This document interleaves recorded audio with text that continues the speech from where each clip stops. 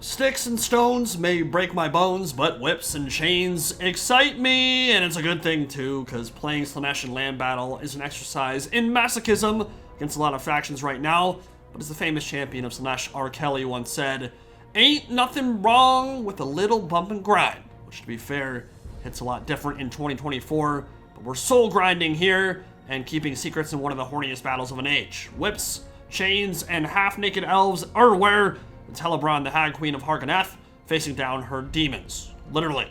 Druchii certainly know how to party, because they know what happens in the afterlife, and neither option is a good one. Either it's the icy grasp of Aerith Kial, the Pale Queen, or the torment of the Dark Prince Slaanesh. They have but one mission. Don't freaking die, or the party's over. So, on the Slaaneshi side, I was playing some matches against Bretonnia, and I don't know what the competitive consensus is, but my lord, it felt brutal. It feels like Grail Knights can just solo your entire army.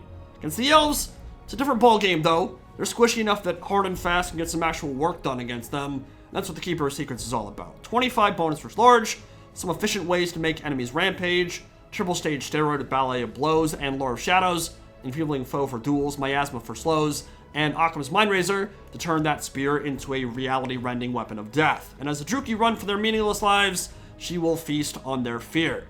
Now the Soulgrinder for Slaanesh is not an amazing unit, but it can help quite a bit in a cav fight or to turn a high-value duel. So the Bone-Crushing Claw will see some action here, trying to rip Helebron down from her perch atop that Cauldron of Blood. That dastardly duo, Keeper and Soulgrinder, joined by 3 Marauder Jav Cav, 2 Chosen of Slaanesh wielding Hell Scourge whips, with 120 armor, 70 melee defense, and poison. They are just about the perfect infantry anvil, some very cool looking models, and much more useful too after their rework, because they used to have 0 AP, which was insane. Just did not deal damage to anything. And then a bunch of Marauder Chaff, swords, and spears included. But across this snowy tundra, Death Knight has come, and it is the Queen Hag who brings it. Not the world beater she once was with the broken cursed blade. If y'all remember that video of her just melting entire armies. But her murder party and infantry blending potential is still there, and she can still break a flank wide open in seconds flat. Beware that gaze of Cain, because when the red mist descends, death comes with it. Behind her is a sorceress of dark magic, Chillwind, Word of Pain, and Blade Wind, spell whose name we've not called in years at this point. Be happy to see that one in action. And the Sisters of Singing Doom, Witch Elves with Terror, who unfortunately lost their madness route alongside all their siblings. I still don't really know why CA took the Rampage contact away from Witch Elves. I don't think anybody was really asking for that to be done, but now they have the Witch Brew instead, which does increase their killing potential by a hefty margin. Harvesters of Slaanesh Doomfire Warlocks are here as well. Soul Stealer and Word of Pain bound spells in tow. Could be amazing or absolute ass versus demons, not much in between. Either they're going to melt something or they'll melt themselves. And the Crows of Cain with Crow Feast regen floating overhead. Sisters of Slaughter, couple Dread Spears, Scourge Runner Chariot in the vanguard. Let's see whose whips will bite deepest and who will be joining Rihanna on stage at the Grammys. So, right at the start of the match, as you would expect, Marauder Jav Cap moving up, as is the Scourge Runner Chariot, letting loose with some Scorpion Bolts. Would love to be shooting into the Greater Demon or the Soulgrinder. There are way too many bodies to screen and run interference for that to work, so for now it will have to be content shooting into the peons up front. Shooting the Marauder Javelin Cavalry isn't terrible either though. Slaaneshi Javs do bypass dodge, which Sisters and Brides of Cain both have, and they're low armor too. Charges from Marauder Cav hurt them pretty bad as well. So Scourge Runner certainly can't get rid of 3 of them. Can't get all of those off the field, but whittling them down in the opening stages is not a terrible idea. So there will be a little bit of a skirmish phase here, but generally speaking, both armies are pretty heavy on the melee. It's Hargoneth, it's Slaanesh, what do you expect? They're going to be playing football momentarily. But I mean, Slaanesh doesn't play football like Khorne, right? They don't just run into you. More like the Mongols, minus the horse archers. It's feints, it's traps, it's fake retreats. They make you mad, they make you rampage, and then they hit it from the back, from the front, from the side, every which way. And of course, after Champions of Chaos, now they have Marauder Cav, so they have a little bit of skirmish potential, but they don't win the game for you outright. It's much more about those heavy hitters, and in this case, Keeper of Secrets and Soulgrinder are really that linchpin that needs to deal with Helebron, needs to deal with that heavy infantry, well, naked infantry, but heavy-hitting infantry, and then deal with those Doomfire Warlocks. Quite the load they must carry this battle. Thankfully, they're built for it, baby. Chillwind, slowing down the retreat of those Marauder Cavalry as they throw in some Javelins and deal quite a bit of damage, actually. to those Sisters of Slaughter, their physical resistance being bypassed by the magical javelins. And here come the Dread Spears, as the Marauders and the Chaff for the Dark Elves clash in close quarters combat. Keeper of Secrets activating Occam's Mind Razor, giving him a big boost to weapon damage and armor piercing, going after Hellebrand, who is a little bit overextended and will take an attack or two in the rear. Both armies trying to draw the other one out of position and maybe get a few of their important single entities into a position where they can't escape so easily. Of course, Dark Elves back in the day would have been able to punish that really effectively with those Sisters of Singing Doom. Now no longer have that ability to cause rampage and really get one of those cavalry units or important single entity monsters stuck in a position where they really don't want to be. But here comes the Hag Queen's Murder Party, and this is always that initial focal point around which the entire battle spins at the start. And the Keeper does actually have ways to make enemies rampage with Seductive Glory.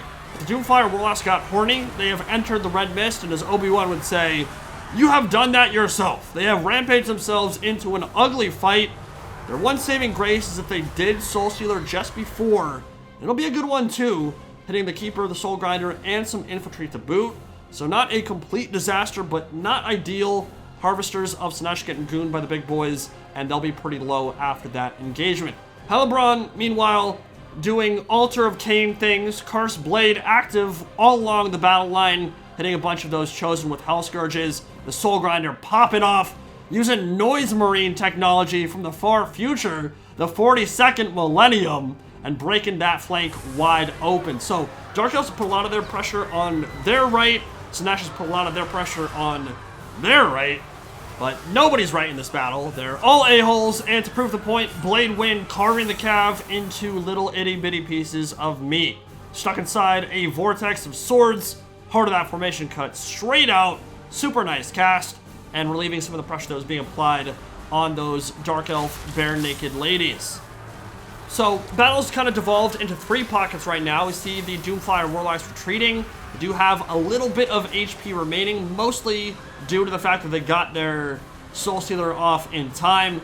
Hellebrand is just carving her way through the Chosen on this flank, who are holding out quite admirably, considering they're fighting by themselves. Seductive Glory has activated. That is rampaging a big swath of the Dark Elf army, and a bunch of the Harpies also breaking towards the edge of the map. And this is why Rampage matters, because that spellcaster would love to be anywhere else on the planet. Instead, Rampage directly into a Keeper of Secrets and Soulgrinder. Nice charge from the Slaaneshi Doomfire Warlocks. They're going to sacrifice their bodies so the Sorceress can escape, and that ploy will work out, but it will result in their untimely demise. A second Blade Wind coming down on the Chosen. Much better at clearing through chaff and low armor stuff, but it will deal some damage to the Hell Scourge units. And Hellebrand looking really strong over there on the far edge of the battlefield. But that will give some space for the Marauder Javcav to get into the fray. And the Sisters of Singing Doom, yeah, they have great melee stats. They don't have a ton of HP. They don't have a lot of armor, which means cavalry charges from even light cav can put the whooping on them, and they will melt under that one like the snows of summer. So up to this point, the expensive single entities have kind of ignored each other, other than that first little duel with the Occam's Mind Razor at the beginning. The Keeper and Soulgrinder know that a duel is forthcoming. They know it's inevitable. Hellebrand and the rest of her army are making their way over, and they need to find a way to get through all the bodies, all the Witch Elves, all the Sisters of Slaughter and Black Ark Corsairs, and get into that cauldron of blood. Balance of power is in favor of the Dark Elves right now. They have won the infantry engagement, although there's still pockets of Slaaneshi troops still hanging around. You can see the single entities have peeled off, and they're going directly for that duel, and this is a great engagement. Miasma to slow down Hellebrand and prevent her escape. Crows of Cain are coming in to try to stop the surround.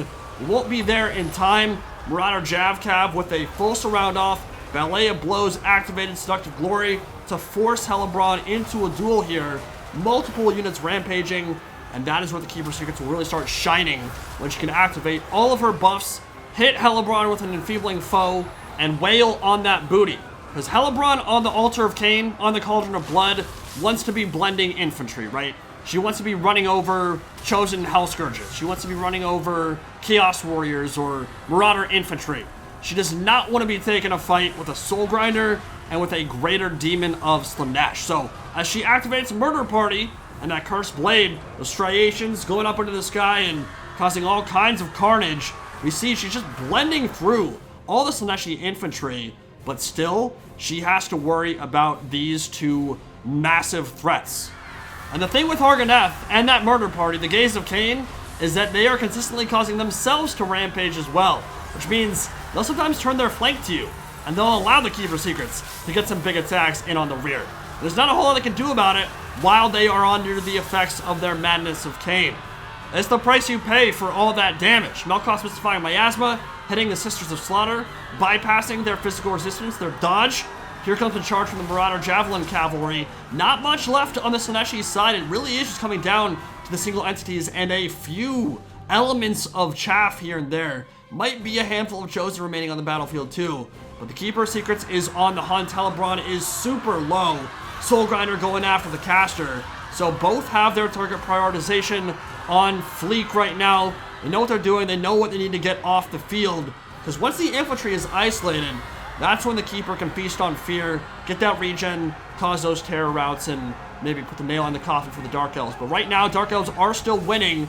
Sweet Sorrow army ability, increasing the speed and vigor of that Keeper Secrets, which is now fully surrounded, and Soulgrinder is nowhere to be seen going after the Sorceress, but coming back. Seductive Glory, minus 24 melee defense in an AoE, causing everything else to rampage. But now, while everything is focused on the Greater Demon, the Slaanesh Soulgrinder can charge in from the flank, and with a big, devastating flanker penalty coming in from the side, one rear attack into the Cauldron of Blood could bring Hellebrand low, and a Spear Claw attack will sunder the Avatar of Cain. And Hellebrand is hella dead. Ballet of Blows activated for the Keeper Secrets now, and it's single entities against some severely beaten up chaff for the Dark Elves. Sisters of Slaughter, Witch Elves, everything breaking. Bounce bar shifting heavily in the favor of the Dark Prince, and that is going to be army losses, mass rout incoming, and a win for Slaanesh, who will feast upon Druki's souls this eve. Hell yeah. And Rampage played a massive factor that battle. Seductive Glory was a clutch spell, bound ability, what have you, for the Keeper of Secrets. Really made a huge impact, but it wasn't just that, it was also the Madness of Cain on the Dark Elf side.